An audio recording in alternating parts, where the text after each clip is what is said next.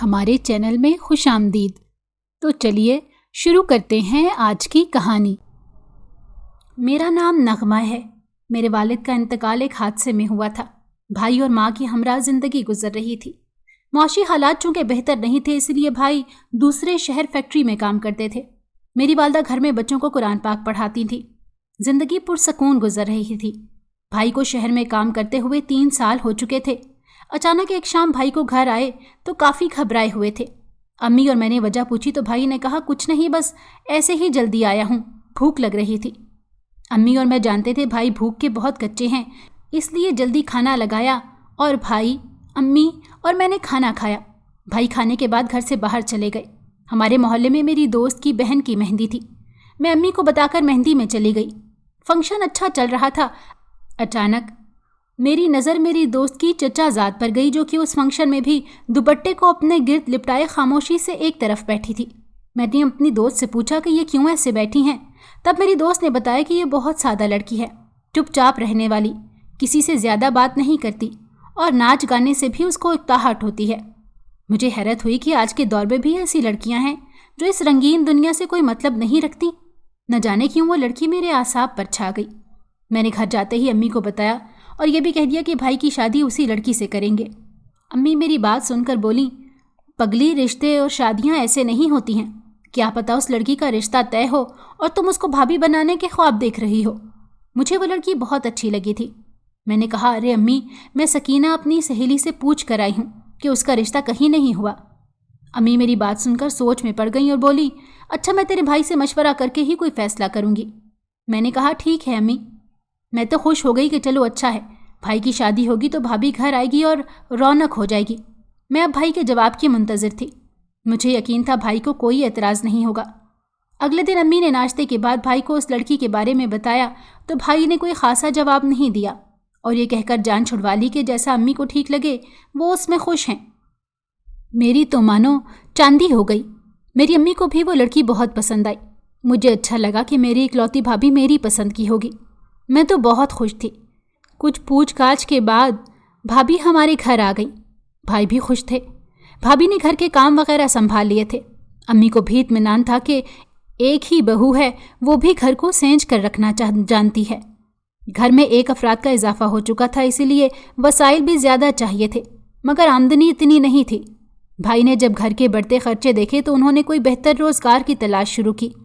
ادھر ادھر ہاتھ پاؤں مارنے کے بعد بھی بھائی کو کوئی بہتر روزگار نہ ملا۔ تھک ہار کر بھائی نے سوچا کیوں نہ شہر جا کر کام ڈھونڈا جائے۔ اسی سوچ پر عمل کرتے ہوئے بھائی شہر چلے گئے۔ ان کے جانے سے بھابھی کافی اداس رہنے لگی تھی۔ تبھی اچانک بھابھی کے حاملہ ہونے کی خبر نے گھر میں خوشیوں کے رنگ بکھیر دیے۔ امی اور میرے تو پاؤں زمین پر نہیں ٹک رہے تھے۔ میرے لیے یہ بات باعث خوشی تھی کہ ہمارے گھر میں بھی ایک ننھا مہمان آئے گا۔ بھائی یہ خبر سن کر واپس آ گئے تھے۔ بھابھی کا بہت خیال رکھا جا رہا تھا۔ بات ہی ایسی تھی۔ مجھے بھابھی کا یہ رویہ کھٹکنے لگا تھا، مگر میں نے سوچا شاید بھابھی کی طبیعت کی وجہ سے یہ تبدیلی ہو رہی تھی۔ مگر اچانک ایسا واقعہ رونما ہوا جس نے میری سوچ کا مطلب ہی بدل کر رکھ دیا۔ اگلے دن امی اور میں کمرے میں بیٹھے تھے جب مجھے بھابھی کے کمرے سے دبی دبی سسکیوں کی آوازیں آنے لگیں۔ میں جلدی سے بھابھی کے کمرے کی جانب چل دی۔ میں نے دروازے پر دستک دی مگر بھابھی نے کوئی جواب نہیں دیا۔ میں نے ذرا سا زور لگا کر دروازہ اندر کی جانب دھکیلا تو دروازہ کھل گیا۔ اندر دن کے وقت میں بھی گھپ اندھیرا دیکھ کر حیران ہو گئی۔ میں نے جلدی سے لائٹ جلانی چاہی مگر بھابھی کی آواز میری سماعت سے ٹکرائی۔ پل بھر کو میرے بڑے ہوئے ہاتھ روکے۔ نغمہ، مجھے اندھیرے میں رہنا پسند ہے، تم جاؤ کمرے سے باہر اور اب نہیں آنا، میں آرام کر رہی ہوں۔ میں نے کچھ کہنا چاہا مگر بھابھی نے کہا، جاؤ نغمہ۔ میرے اوپر تو مانو کسی نے گرم پانی پھینک دیا۔ میں فوراً سے امی کے کمرے کی طرف گئی اور بتانے لگی کہ بھابھی نے مجھے کمرے سے نکال دیا ہے۔ امی نے بجائے میری حمایت لینے کے الٹا مجھے ہی آڑے ہاتھوں لیا کہ تمہاری لائی ہوئی بھابھی ہے، اب تمہیں اس سے بھی اختلافات ہو گئے۔ میں تو امی کو حیرت سے دیکھ رہی تھی کہ امی صحیح کہہ رہی ہیں، یعنی بھابھی کا سلوک مگر سب بیکار۔ میں خاموشی سے اپنے کمرے میں چلی گئی۔ یہ سب مجھے سمجھ نہیں آ رہا تھا کہ اچانک بھائی بغیر بتائے گھر آ گئے اور سیدھا اپنے کمرے میں چلے گئے۔ مجھے تو حیرت کا جھٹکا لگا یہ سب دیکھ کر۔ امی میرے تاثرات دیکھ کر بولی، بیٹا شادی کے بعد یہ تبدیلی آتی ہے، مگر مجھے تو یہ سب کھٹک رہا تھا۔ मैंने भाई से बात नहीं की। भाई अम्मी के पास बैठे थे जब अचानक मुझे आवाज़ दी। मैं खफा सी भाई के पास जा बैठी। तब अचानक भाई ने मेरी हथेली पर सोने की अंगूठी रख दी। मुझे तो यकीन नहीं आ रहा था कि मेरे हाथ में पहली बार सोना आया है। मैं उस अंगूठी को देख रही थी जब अचानक अम्मी की आवाज़ मेरे कानों से टकराई, बेटे ये सब कहाँ से आया? ये जेवर, ये पैसे? मेरा भी ध्यान भाई की तरफ मुतवज्जे हुआ। भाई के चेहरे पर अचानक से पसीने के कतरे नमूदार हुए, जो कि भाई ने बहुत नॉर्मल तरीके से साफ कर लिए, मगर मेरी आंखों से यह मंजर ओझल ना हो सका। मगर मैं और अम्मी भाई के जवाब की मुंतज़िर थी। भाई ने लम्हा भर ठहर कर कहा, अम्मी ये सब फैक्ट्री वालों ने मुझे बोनस दिया था और नौकरी भी पक्की हो गई है। मैं और अम्मी खुश हो गए, मगर भाभी एक कोने में खड़ी किसी गहरी सोच में मुब्तला थी। मैंने उनको सोचना छोड़ा और अपनी अंगूठी को हैरत से देखने लगी, जो कि काफ़ी कीमती थी। हमारे हालात देखते ही देखते बहुत अच्छे हो गए। भाई ने खूब तरक्की की। 4 महीने बाद भाई को एक दूसरे इलाके में घर मिल गया। हम लोग वहाँ शिफ्ट होने वाले थे जब अचानक भाभी की तबीयत ज़्यादा ख़राब हो गई। उनको अस्पताल ले गई। भाई को अल्लाह ने एक बेटी से नवाजा था, मगर किस्मत को कुछ और ही मंजूर था। भाभी मेरी भतीजी के साथ घर आ गई। घर में एक बहार सी आ गई थी, मगर यह सब वक्ती था।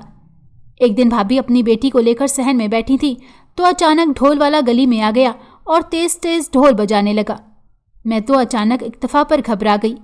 मेरे और भाभी के मुंह से गैर इरादी तौर पर चीख निकल गई और भाभी की भी ऐसी हालत थी।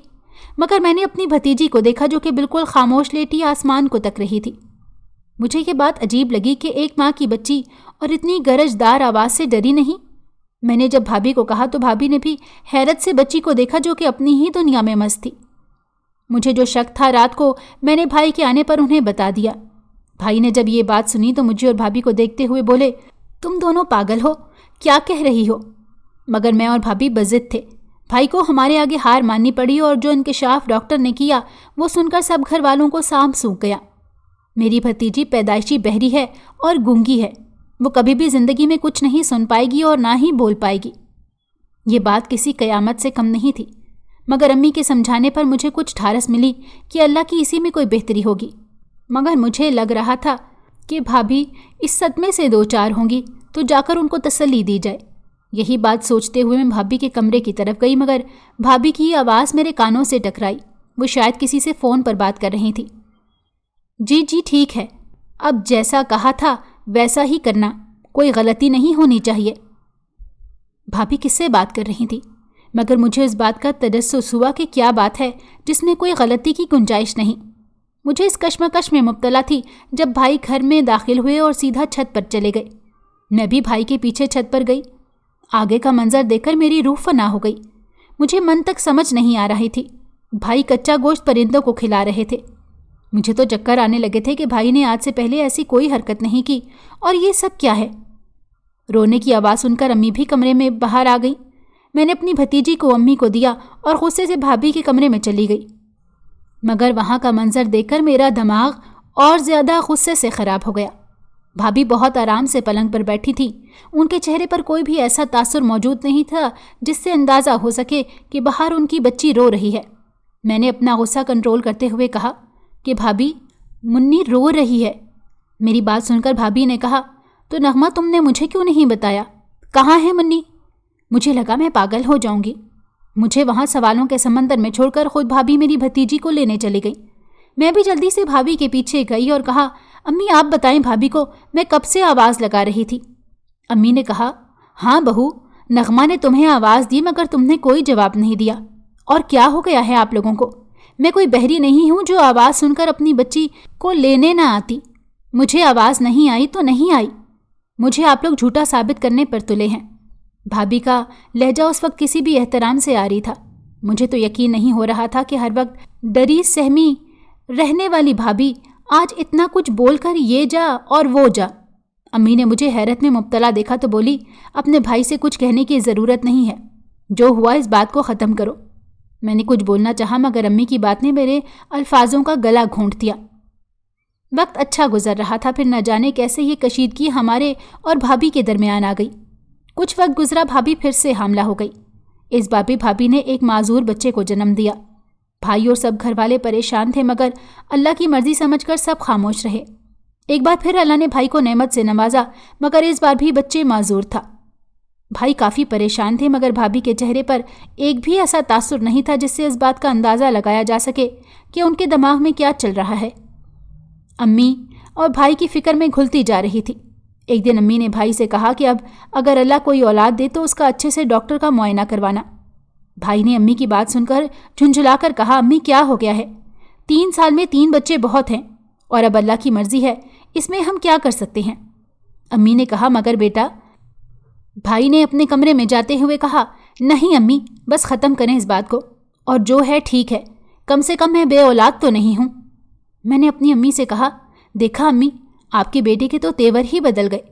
अम्मी ने मुझे कहा, पगली तुझे क्या पता मेरा बच्चा किस परेशानी में मुब्तला है, तू तो बस बोलती रहती है, रिश्तों को समझना सीख।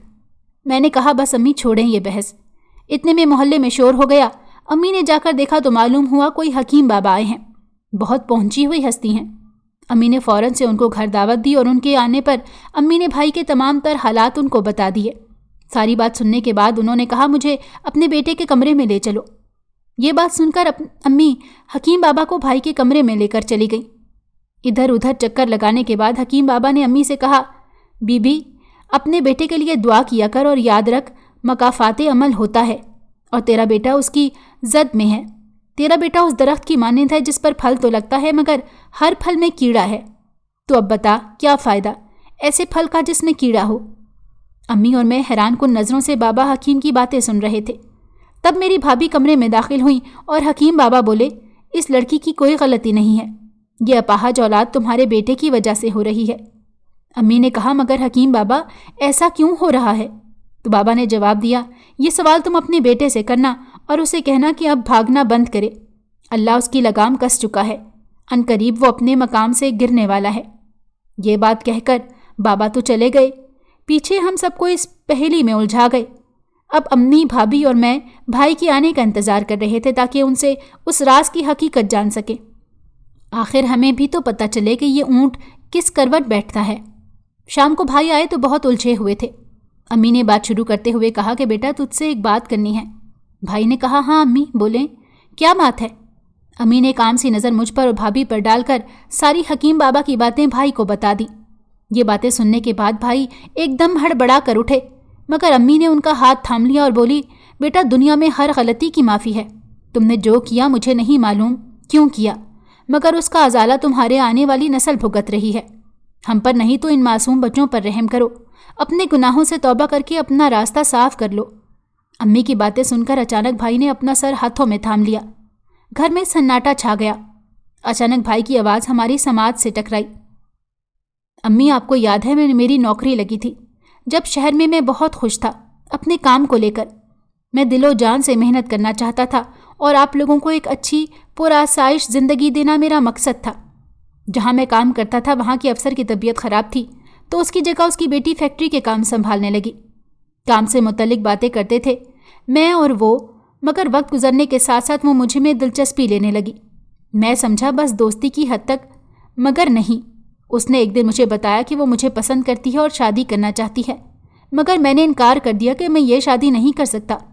बदले में उसने मेरी दुखती रग पर हाथ रखा और कहा, अगर तुम मुझसे शादी नहीं करोगे तो तुम्हारी नौकरी तो चली जाएगी, बल्कि और कोई नौकरी मिलेगी भी नहीं। मैंने इस बारे में सोचा तो मेरे दिमाग में एक शैतानी ख्याल आ गया। मैंने उस लड़की को ऐसा जाहिर किया कि मैं उससे मोहब्बत करता हूँ और इस वहम में वो अच्छी तरह जकड़ी जा चुकी थी। वक्त गुजर गया, न जाने कैसे उसकी और मेरे दरमियान रिश्ता कायम हो गया और वक्त के किसी नाजुक लम्हे में मुझसे गुनाह हो गया। लेकिन जब होश आया तो एहसास हुआ मैं कितना कुछ गलत कर चुका हूँ। मैंने फ़ौरन से पहले वो जगह छोड़ दी और अपने सारे कागजात भी बदलवा लिए ताकि किसी भी तरह वो लड़की मुझसे राब्ता न कर सके। मगर जिस जगह मुझे दोबारा काम मिला मैं वहाँ गया तो एक लड़की जो कि हामला थी वो मेरी अफसर थी। उस लड़की को देखकर मुझे पहचानने में वक्त नहीं लगा। मुझे देखकर उस लड़की ने कहा, अरे तुम परेशान क्यों हो रहे हो, ये मेरा ही ऑफिस है और तुम्हें क्या लगा था कागजात गायब करने से मैं कभी तुम तक नहीं पहुँच पाऊंगी। मुझे अब अपना आप बचाना मुश्किल लग रहा था। तभी अचानक मुझे एक तरकीब सूझी और मैंने उस लड़की को बहला फुसला कर अपने हालात बता दिए, मगर उसका बच्चे का बाप मैं था। इस इंकशाफ पर मेरे आसान खता हो गए। मैं फ़िलहाल खामोश हो गया, मगर घर आया तो शादी की बातें हो रही थी। मुझे फैसला करने में वक्त लगा और आखिरकार मैंने फैसला ले लिया।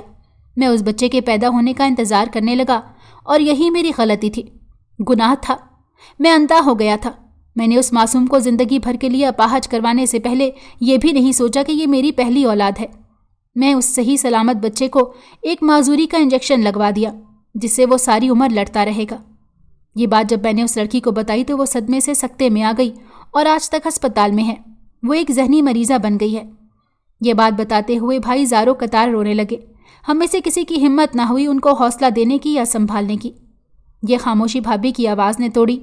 वो मेरी अम्मी से मुखातिब हुई। अम्मी, ये देखें, आपकी तरबियत। ये बात आज बता रहे हैं, मगर मुझे पहले बच्चे के बाद पता चल गया था। नगमा, उस दिन जब मैं फ़ोन पर बात कर रही थी तब मैं अपनी भाभी से बात कर रही थी। उनकी अस्पताल में ही दाखिल है तुम्हारी भाई की पहली बीवी।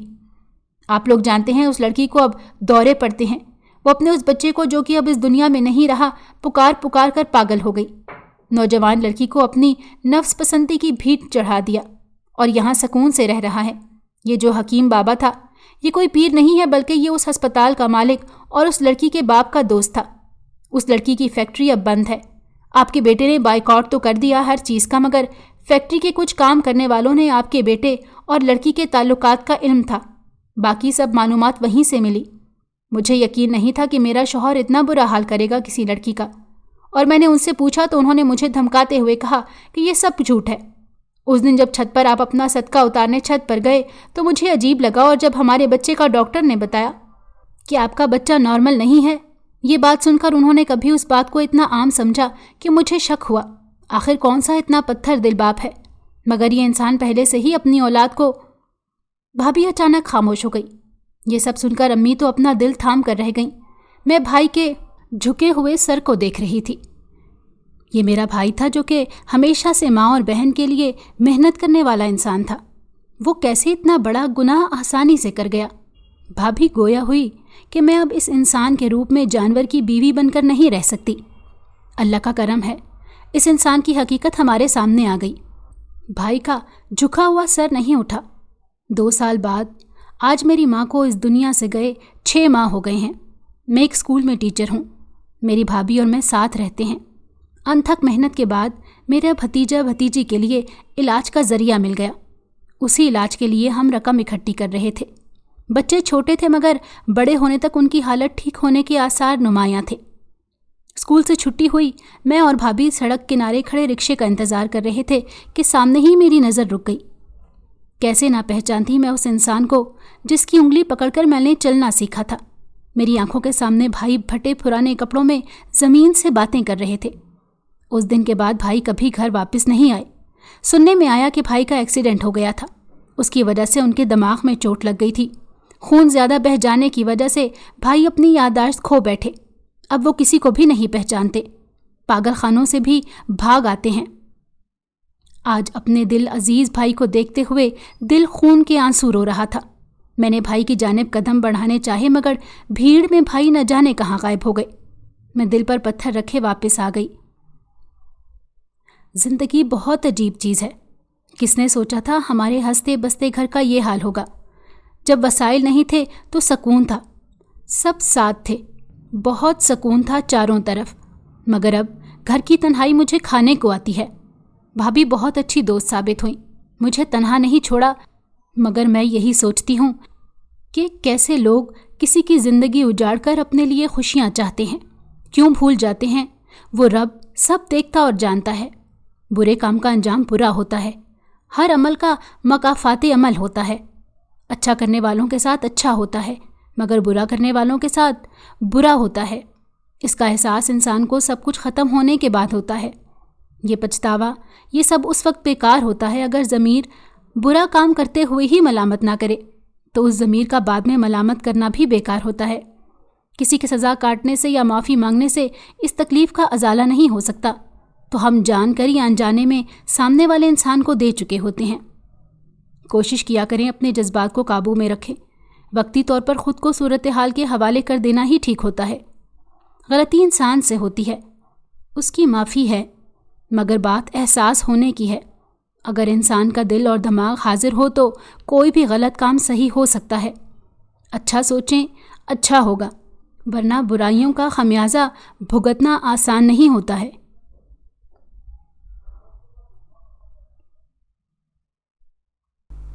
اگر آپ کو ہماری کہانی پسند آئی ہو تو ہمارے چینل کو لائک کریں اور سبسکرائب کر دیں۔ بیل نوٹیفیکیشن کو بھی آن کر دیں تاکہ ہماری آنے والی ہر مزیدار کہانی آپ کو وقت پر ملتی رہے۔